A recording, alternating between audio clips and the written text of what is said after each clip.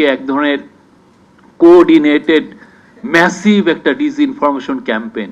আমরা এখন যেই জায়গায় এসেছি 15 বছরের একটা মহৎ একটা গ্লোরিয়াস আন্দোলনের কারণে আমরা এই জায়গাটা এসেছি, এবং আমরা কি সেই আগের জায়গায় ফিরে যাব কিনা, আমরা কি আবার এই যে আমাদের মধ্যে যে রেস্টলেস মাইন্ডগুলো আবার চারা দিয়ে উঠতেছে, আমরা কি সত্যিকার অর্থে রিফর্মটা করতে পারবো কি করতে পারবো না, এটা এখন বিগ ইস্যু।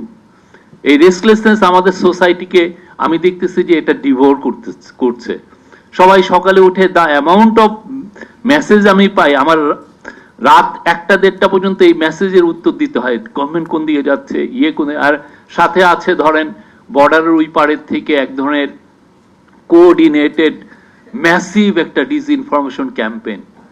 আপনি কতগুলো মানে আপনি ব্যাটেল মানে কত দিক দিয়ে করবেন। এক্ষেত্রে হচ্ছে ডায়াসপোরা একটা রেস্টলেসনেস আপনাকে দিচ্ছে, প্রতিদিন একে সরান ওকে সরান, একে আনেন ওকে আনেন, আপনার কোনো ধরনের মানে আপনি একটা মিনিমাম আপনার অর্ডার আপনি এরা করতে চাচ্ছে না। এখন আমি তো জানি না সত্যি উনি যেটা বলছেন সেটা কি সত্যি, উনি কি ওনার পার্সোনাল বেনিফিটের কারণে বলছেন নাকি এটা সত্যি আমার জাতীয় জীবনের ইম্পর্টেন্সের কারণে বলছেন।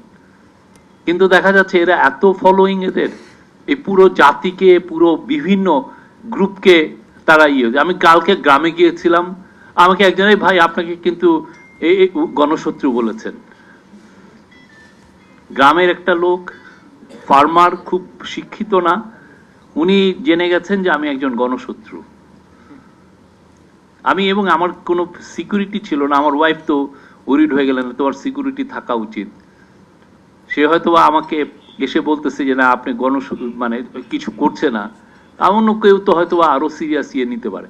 তো পুরো আমি দেখছি যে আমার কেন যেন মনে হচ্ছে একটা সেন্স অফ, আমার হিস্ট্রি যেগুলো পড়া আছে আমার মনে হচ্ছে যে আর ওই আগেকার টেনশনগুলো তো মানে ক্যাম্পাসগুলোতে ছিল বা ফ্রেন্ড মহলে ছিল, এখন তো পুরো সোশ্যাল মিডিয়ার কারণে প্রত্যেকের ওই টেনশনটা, এভরিওয়ান ইজ বিং ইনফেক্টেড। তো এই জায়গায় দাঁড়িয়ে আসলে আমরা রিফর্মের কথাগুলো বলছি, আমরা ডিবেট করছি, এবং আমার দেখা বাংলাদেশে এর চেয়ে ব্রিলিয়ান্ট ডিবেট আর হচ্ছে না। এবং ডিবেটগুলো আসলে সেই বিএনপির 31 দফার আমলের থেকেই শুরু, ওনারা যখন এটা নিয়ে ডিবেটটা শুরু করলেন সেখান থেকেই শুরু হয়েছে। এখানে খসরু ভাই আছেন, খসরু ভাই আমার মনে হয় যে উনি ওই সময় এটা অনেকগুলো ডিবেট লিড করেছিলেন। তো এখন যেগুলো ডিবেট হচ্ছে, আমরা আমাদের ইন্টারিম গভর্নমেন্ট আমরা এটাই চাচ্ছিলাম যে ম্যাসিভলি ইন্টেন্সিভলি ডিবেটগুলো হোক, বাংলাদেশের প্রত্যেকটা মানুষ, প্রত্যেকটা গ্রুপ যাতে এই ডিবেট